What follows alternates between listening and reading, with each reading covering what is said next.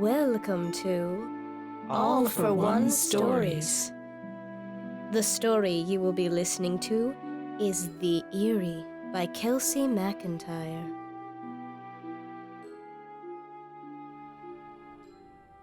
One chilly evening, a few days after Halloween, Lana returned home from the library to see the neighbor boy hiding under an evergreen bush. Shh, don't look at me, He whispered. What? Lana said, automatically using a hushed voice as well. He shook his head, making the prickly branches jiggle. I just saw something really creepy in my backyard. Do you mind pretending you can't see me?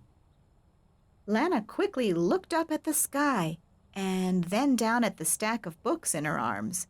2 were on sea life in the Arctic Ocean for a school research paper, and 1 was a chapter book from the new books display. She had been planning to hurry inside, heat up some leftover blackberry pie, and start reading the novel. But in the 2 weeks that Omar had lived next door, she hadn't heard him say anything. He had smiled at her, and he had given her his watch the day hers came unstrapped and dropped into the gutter, but he had never spoken to her, let alone about something creepy. What did you see? She said out of the corner of her mouth, staring over the boy's hiding place at her porch light. I don't know. It was made of shadow, it looked like. And it looked like a person, except it was really tall, and its eyes weren't shadow. They were bright yellow. And it just stood there? Nope, it stood there at first, but then it waved, so naturally I ran. Lana clutched her books closer to her. Feeling suddenly very exposed, she squatted down on the driveway. Omar helped to hold the branches away from her face so she could clamber under the bush as well. There was room for both of them if they sat knee to knee. It waved at you? Did it look friendly? I wouldn't say so. Omar's hair and the hood of his fleecy hoodie were full of pine needles. He bit his lip and scanned the front lawn. The thing is, I think he came out of the hall closet. Mom looked in there for the first time last night, and while she was busy vacuuming up dust bunnies, I saw the thing's eyes blinking from above the shelves. Like a ghost? Exactly like a ghost, if ghosts have narrow yellow eyes. One branch poked Lana in the back, and another poked her in the eyebrow. She was afraid to look at Omar's house in case the creature had moved out of the backyard. The last thing she wanted to see were its eyes gleaming out of the shadows cast by the street lamp. I think it wants something. Why? Again he hesitated, this time studying the dead pine needles under their sneakers. Well, I saw it one more time. In my room. This was sometime early in the morning. I mean, really early, when it was still dark. I woke up all of a sudden and it was in the corner, watching me. Omar narrowed his eyes and gave her a horrible, hollow, piercing stare. Lana's book slipped from her hands. Omar dropped his expression just as quickly and glanced around at the yard again as if he'd spooked himself. Like that. Like it thought I had something that belonged to it. That does sound like a ghost. And then Omar stiffened and pointed over her shoulder. There! Right there! It's here! He grabbed her elbow and burrowed out of the bush, pulling her with him. When they hit the soft grass of the lawn, they scrambled up.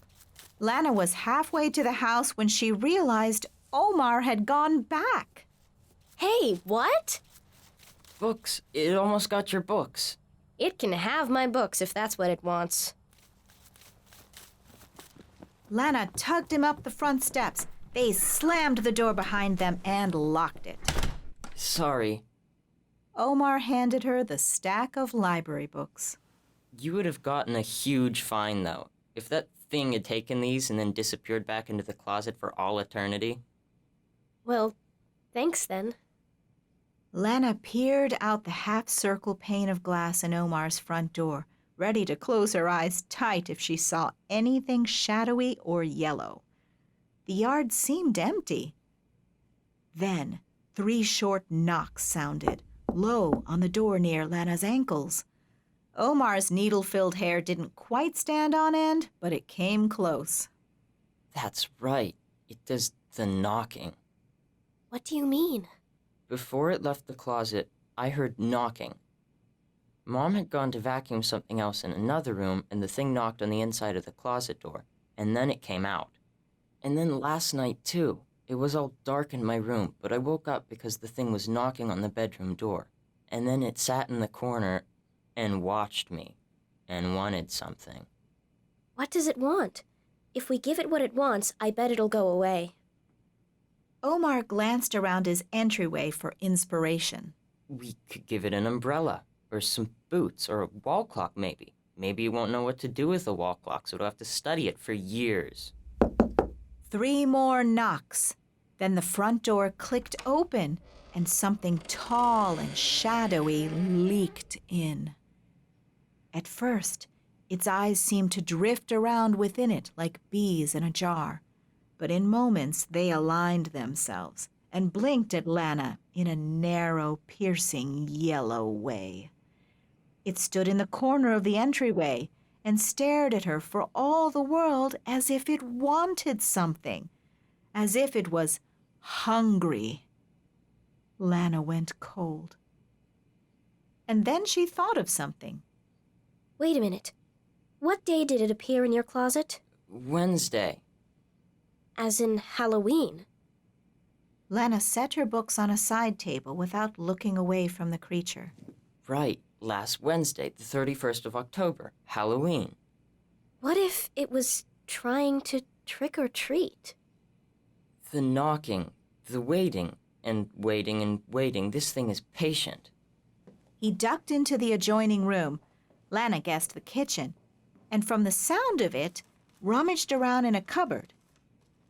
In the meantime, Lana stared at the shadowy figure, and it stared back, its slit-like pupils growing larger and smaller as it took in the sight of her. Omar returned, and Lana snuck a glance at the half-empty plastic bag of candy bars in his hands. He offered it to the shadow, pine needles spilling from his hoodie onto the floor. The shape produced a long, spindly arm and sifted through the candy with its wiry fingers. It selected a Kit Kat bar. You're welcome. The spindly arm withdrew, and the shadow's eyes began to drift again. It backed out of the door, which was still ajar, and dissolved into the night. Nice work. Lana felt all at once much more like friends than neighbors. Nice work yourself. So, what are you reading?